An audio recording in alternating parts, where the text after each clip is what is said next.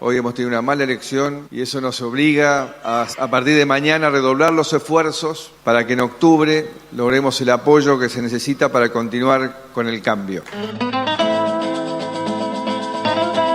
Um dos principais aliados de Jair Bolsonaro na América Latina, o presidente argentino Maurício Macri levou um susto com o resultado das primárias abertas, simultâneas e obrigatórias realizadas no último domingo.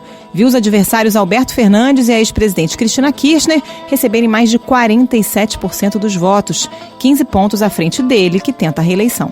As prévias são consideradas uma indicação do que pode acontecer nas eleições marcadas para outubro. De um lado, Macri, que é apoiado pelo presidente brasileiro Jair Bolsonaro. Assim sendo, prezado Macri, eu conclamo ao povo argentino que Deus abençoe a todos eles, porque terão pela frente agora eleições. Do outro, a chapa que tem como vice a ex-presidente, a senadora Cristina Kirchner, que junto com o ex-marido Néstor, comandaram a Argentina por quase 13 anos. Afinal, o apoio de Bolsonaro a Macri ajuda ou atrapalha? E quais as consequências de uma possível derrota do aliado para o Brasil? Esse é o assunto do Ao Ponto de hoje. Eu sou Carolina Moran, estou com Roberto Maltic e hoje conversamos com a repórter Janaína Figueiredo e com a editora de Mundo, Cláudia Antunes. E no final do podcast de hoje, vamos ao ponto. A conversa é com o repórter Adalberto Leister Filho, do Esporte, sobre o desempenho do Brasil nos Jogos Pan-Americanos de Lima. O Ao Ponto é o podcast diário do Globo e está disponível todos os dias no site do jornal, no Spotify, no iTunes e nas demais plataformas de áudio. Fique com a gente. Janaína Figueiredo, vamos dar um passo atrás e explicar um pouquinho o que são essas prévias disputadas na Argentina, por que elas são importantes. Aqui no Brasil a gente não tem nada parecido, né? Não temos nada parecido e é muito importante explicar porque muitas pessoas dizem, mas é uma pesquisa, o que é isso? Não, é uma eleição obrigatória, são as primárias abertas, simultâneas e obrigatórias, as chamadas PASSO, que são realizadas antes do primeiro turno. A função disso, o objetivo seria confirmar as candidaturas, ou seja, até as primárias você tem pré-candidatos e após as primárias você já pode chamá-los de candidatos. O que acontece?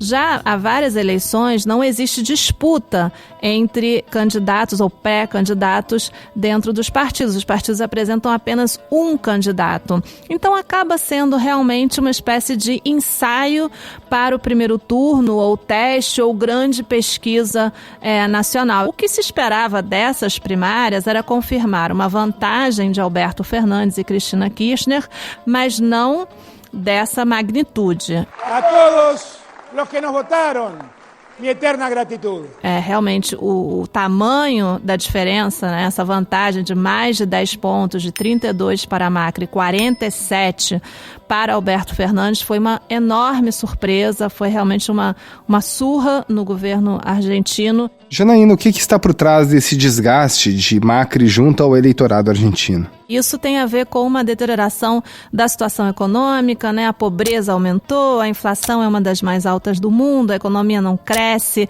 Nos primeiros 4 meses desse ano, fecharam mais de 5 mil fábricas na Argentina, são em torno de 40 por dia, perdas de mais de 200 mil empregos. A classe média, média baixa principalmente, está sofrendo realmente uma situação muito sufocante em termos econômicos. E essa classe média, média baixa, foi essencial para a eleição do Macri em 2015. E eles já deixaram claro que não estão dispostos a continuar fazendo sacrifícios que Macri pede desde que se elegeu, Porque ele, desde que se elegeu, ele vem dizendo: a Argentina precisa fazer esforços, eu sei que é duro, é um caminho difícil, mas é o único caminho possível. Havia que cambiar muitas coisas e tomar decisões que eram antipáticas. Eu acho que o recado das urnas foi claramente que essa disputa entre o medo a Cristina e a raiva a Macri, ganhou a raiva a Macri. Agora, Janaína, o presidente Jair Bolsonaro esteve na Argentina em junho, manifestou apoio ao Macri. Essa proximidade com Bolsonaro ajuda ou atrapalha a intenção do Macri se reeleger ou não influencia? Olha, eu acho que sim, influencia, não é uma influência enorme, mas existe, eu acho que um pequeno, talvez, impacto aí na imagem do presidente argentino. Eu cobri a visita do presidente Jair Bolsonaro a Buenos Aires no começo de junho, foi uma visita muito questionada pela oposição, houve manifestações nas ruas.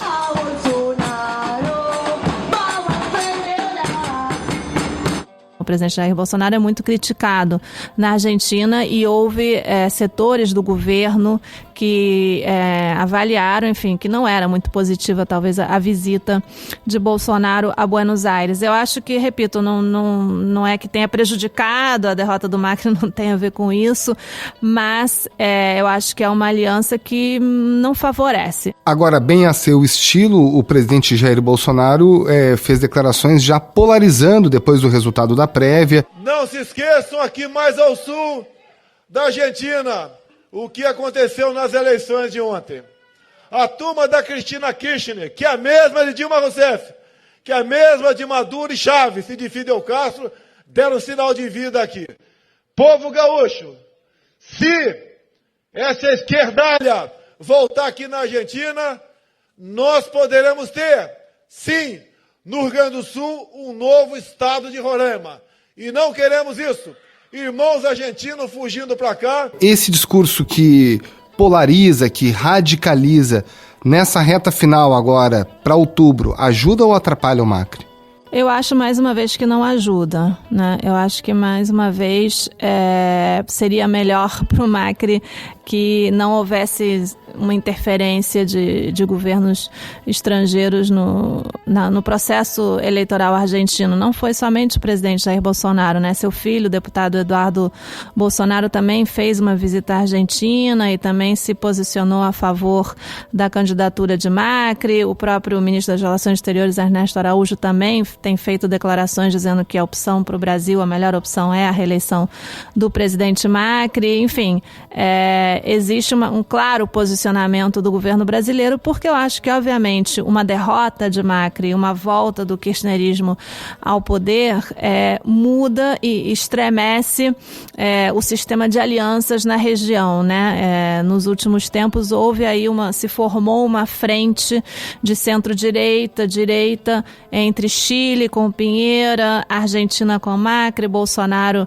aqui no Brasil, Ivan Duque na Colômbia, se aproximou o presidente do Equador também, que se afastou um pouco dos chamados bolivarianos, e essa frente tem sido muito ativa e muito importante, principalmente na ofensiva contra a Venezuela de Nicolás Maduro e o apoio ao Juan Guaidó, né, o presidente encarregado da Venezuela. O único poder legítimo reconhecido por el mundo. Se mudar o governo na Argentina, eu acho que essa frente vai sofrer muito, e para o governo Bolsonaro o que aconteça na Venezuela é uma prioridade, né? Foi desde o primeiro dia de governo, foi um dos primeiros governos em reconhecer Guaidó, e sem digamos, a parceria da Argentina ou a participação da Argentina nessa frente anti-Maduro, eu acho que ela enfraquece muito, porque não só Bolsonaro não vai ter o apoio de Macri, né?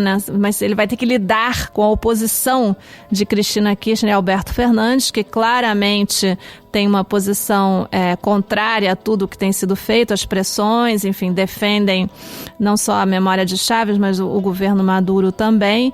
E eles têm uma posição diferente. Vale lembrar que Alberto Fernandes, durante a campanha, veio especialmente a Curitiba sozinho, sem assistente, sem ninguém, ele sozinho, para visitar o ex-presidente Lula na prisão em Curitiba, né? Então, assim, claramente a convivência entre um eventual governo de Alberto Fernandes e Cristina com o governo Bolsonaro vai ser complexa. Bom, as reações do lado de cada fronteira foram imediatas. Cláudia Antunes, editora de Mundo do Globo. Como é que o Palácio do Planalto reagiu a essa prévia que indica um possível retorno de Cristina Kirchner ao poder na Argentina? A gente tem hoje, está publicando uma matéria de bastidores da Jussara Soares, que é repórter que cobre Palácio do Planalto na sucursal de Brasília, e ela está contando que já existe uma divisão no governo. Então a dita ala mais ideológica já está defendendo a saída do Brasil do Mercosul, se de fato a vitória de Cristina e Alberto Fernandes, que é o cabeça de chapa, se confirmar nas eleições de 27 de outubro. Enquanto a ala mais pragmática, vamos dizer assim, defende que se espere para ver qual vai ser. O que eu acho mais complicado é que realmente o Bolsonaro elevou muito o tom da retórica dele em relação a chapa Alberto Fernandes Cristina e em defesa do Macri. Hoje mesmo ele disse no Rio Grande do Sul que se a esquerdalha, como ele falou, voltar ao poder na Argentina, os argentinos vão fugir para o Brasil, como venezuelanos fugiram por causa da crise lá para o estado de Roraima. Então, assim, é uma retórica muito de confronto. Embora eu acho que no poder, a maioria das pessoas, inclusive o Alberto Fernandes e a Cristina, tendem a ser mais pragmáticos, né? Principalmente dada a importância do Brasil, dada a importância do comércio bilateral. A Argentina é importante para o Brasil e o Brasil é importante para a Argentina. Quer dizer, hoje em dia, numa época em que o Brasil perde mercado, por exemplo, para a sua indústria, a Argentina ainda é a maior compradora de produtos industriais brasileiros. Agora, Cláudia, se por um lado é difícil imaginar uma saída do Brasil do Mercosul, na prática, quais podem ser as consequências de uma volta do kirchnerismo para as relações bilaterais Brasil e Argentina? O que determina o bom estado das relações, além da retórica, que é importante, as palavras são importantes, que pode harmonizar as diversas lideranças, mesmo que elas pensem diferente, nenhum lugar está dito que num bloco todo mundo tem que pensar igual e ser do mesmo sinal ideológico. Então isso é importante para você harmonizar. Mas o que torna o Mercosul, como qualquer bloco, vitorioso é o bom estado da sua economia, certo? E ninguém sabe, é muito cedo para dizer o que aconteceria na Argentina se a chapa do Alberto Fernandes e da Cristina Kirchner ganhasse. A Cristina justamente se tornou vice. É uma manifestação de voluntad muito importante. Para botar na cabeça de chapa uma pessoa que sempre foi um articulador de bastidores, uma pessoa tida como mais pragmática e vencer o que era considerado um excessivo intervencionismo da Cristina na economia, principalmente no segundo mandato dela. Agora, por outro lado, o Macri assumiu prometendo que as coisas iam se resolver, que ele ia dar um choque liberal. Então ele liberalizou o câmbio, ele acabou com subsídios para gás, para vários serviços, esperando um resultado que ele não conseguiu. Então eu acho que a tendência, mesmo de um governo cristino, principalmente com o Alberto Fernandes na cabeça de chapa, é um pouco contemporizar. A questão é se do lado de cá vai se querer contemporizar. Cláudia, obrigada pela participação. Até mais. Tchau, pessoal. Até a próxima. Janaína Figueiredo, uma possível ruptura nessas relações amistosas entre Brasil e Argentina. Como isso afetaria a nós, brasileiros? Olha, eu acho que isso ainda é uma incógnita, né? Como é que isso vai se desenvolver? Eu acho que pode haver consequências na economia, né? Vale lembrar que há 2 meses a gente estava falando do peso real, né? Uma proposta que acho que nunca vai sair do papel com esse cenário. A famosa moeda única, né? Entre Brasil e Argentina. Bolsonaro chegou a falar nisso. Paulo Guedes nada mais fez, então o primeiro passo para um sonho de uma moeda única na região do Mercosul. O senhor acha surreal?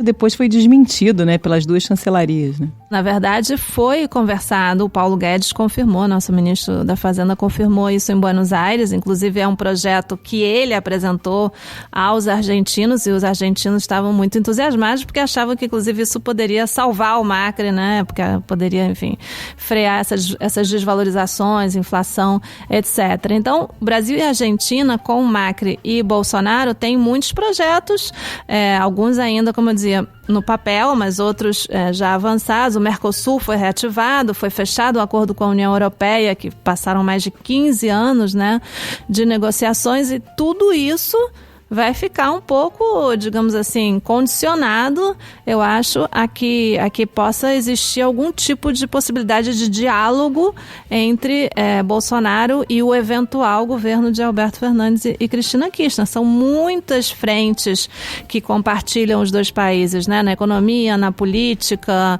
na região, e estavam começando a avançar em muitos projetos e acordos, como esse que eu mencionava, e tudo isso vai ter um freio para ver como é que essa relação vai ser possível, né? Porque eu, pessoalmente, acho que vai ser muito difícil. Dá até para pensar em retaliações, boicotes. Eu acho que tudo é possível, porque a rejeição mútua é muito grande, né? Volto a dizer, Alberto Fernandes foi à prisão se reunir com Lula e disse que Lula é um perseguido político, e é o mesmo discurso de Cristina Kirchner em relação a ela mesma, né? Ela diz que eles são, um grupo de ex-presidentes que depois que deixaram o poder passaram a ser perseguidos politicamente. Obviamente. Só lembrando, né, Janaína, para contextualizar, a Cristina Kirchner responde a 9 processos, né? E já tem uma ordem de prisão, né, por um deles, que supostamente ter acobertado ex-funcionários iranianos que teriam responsabilidade naquele atentado terrorista de 94, a comunidade judaica. Ela só não está presa porque ela é senadora e tem imunidade parlamentar. Agora reta final para a campanha eleitoral para outubro. Bom, o primeiro turno vai ser no dia 27 de outubro e pelo que eu, estou acompanhando hoje, nas últimas horas, Macri poderia anunciar algum tipo de mudança no gabinete, isso está sendo analisado, existem opiniões a favor e contra, alguns acham que para que mudar um ministro por 2 meses, outros acham que poderia ser um gesto interessante, e estão revendo o discurso, né? Porque o discurso do medo, a Cristina claramente não funcionou. As pessoas têm mais medo de continuar nessa crise econômica horrorosa do que de um eventual retorno à Cristina. E, por outro lado, a estratégia de que o candidato seja Alberto Fernandes, que é um peronista moderado, e que Cristina fique como candidata a vice, funcionou, né? Era uma incógnita também e funcionou. Eu acho que do lado de Alberto Fernandes, a campanha vai continuar sendo a mesma, porque é uma campanha bem sucedida. A questão é o que Macri vai fazer. Janaína, obrigada pela participação. Até a próxima. Até a próxima. Obrigada a vocês. Bom, e no quadro Vamos ao Ponto, a gente conversa sobre os resultados do Brasil nos Jogos Pan-Americanos de Lima, no Peru, onde o país teve um bom desempenho, ficou em segundo lugar apenas atrás dos Estados Unidos, 171 medalhas, das quais 55 de ouro.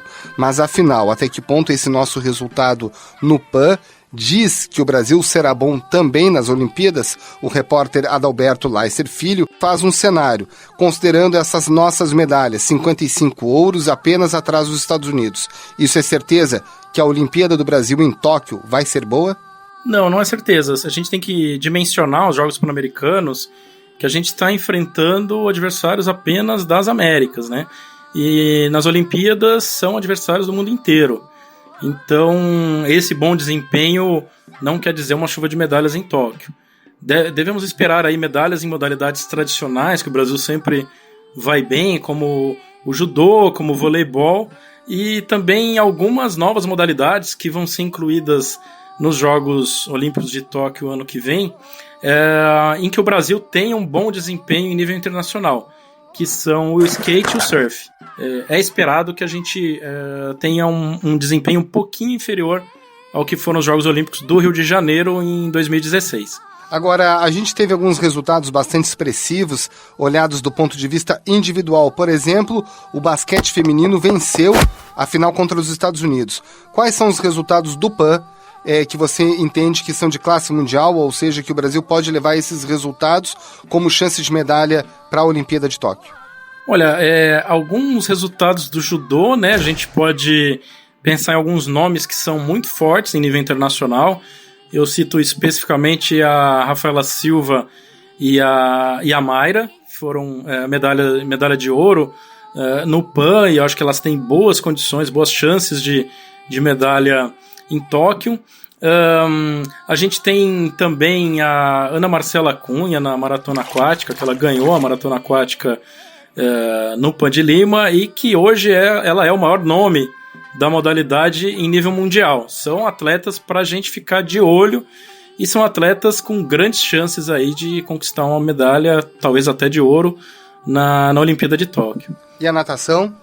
A nossa natação, eu faço essa análise mais vinculada ao Mundial de Gwangju, na Coreia do Sul, né, que terminou durante já o PAN, né, o PAN já estava rolando, e a gente tem boas possibilidades aí com alguns atletas, por exemplo, como a Etienne Medeiros. No Mundial ela foi medalhista nos 50 costas, mas ela é uma atleta aí que é uma prova não olímpica, mas é uma atleta que no 100 costas também pode ter boas possibilidades aí de medalha nos Jogos de Tóquio. Agora, para esse ciclo olímpico dar certo, o que o Brasil precisa fazer daqui para frente para chegar bem na Olimpíada? Precisa ser bastante testado, né? A gente vai ter muitos mundiais até o final do ano. Por exemplo, vamos ter um Mundial de Atletismo agora no Catar, que atletismo é uma esporte base, né, da Olimpíada. Então eu acho que tem que testar ao máximo essa delegação brasileira em nível internacional. Só enfrentando os melhores a gente vai chegar em boas condições, em nível técnico alto, para disputar os Jogos Olímpicos de Tóquio. Então acho que tem que ter um trabalho com uma certa antecipação de adaptação fuso horário, aos costumes, a alimentação, etc., para poder chegar bem nos Jogos Olímpicos de Tóquio, né? Você tem um fuso horário ali, uma diferença de fuso horário bastante grande, né? Você não pode chegar nem tão cedo que o atleta comece a perder a concentração, mas também nem tão tarde que esse jet lag seja um fator para prejudicar desempenho, né? E você não vai ter aquele apoio da torcida, você não vai ter ali os familiares nas arquibancadas, etc. Os atletas brasileiros de alto nível vão ter que saber competir agora num local mais distante. Mas quem é de alto nível, quem tem chance de medalha em nível internacional, em nível mundial, sabe perfeitamente dosar essas dificuldades adicionais de disputar uma edição dos Jogos Olímpicos longe de casa. Adalberto Leisser Filho, muito obrigado. Um abraço, até mais. Este foi o Ao Ponto de hoje. O Ao Ponto é o podcast diário da redação do Globo. Nessa conversa a gente conta com a participação de toda a equipe do jornal, as mesmas pessoas que levam até você informação e análise de qualidade todos os dias. O Ao Ponto está disponível no site do jornal, no Spotify, no iTunes e demais plataformas de áudio. E você pode entrar em contato com a gente pelo e-mail podcast@globo.com.br. Quer saber mais? Entre em oglobo.com.br e confira todas as notícias e reportagens especiais. A captação do áudio ficou por conta do Maurício Belli e a edição é do João Guilherme Lacerda. Tchau. Até mais.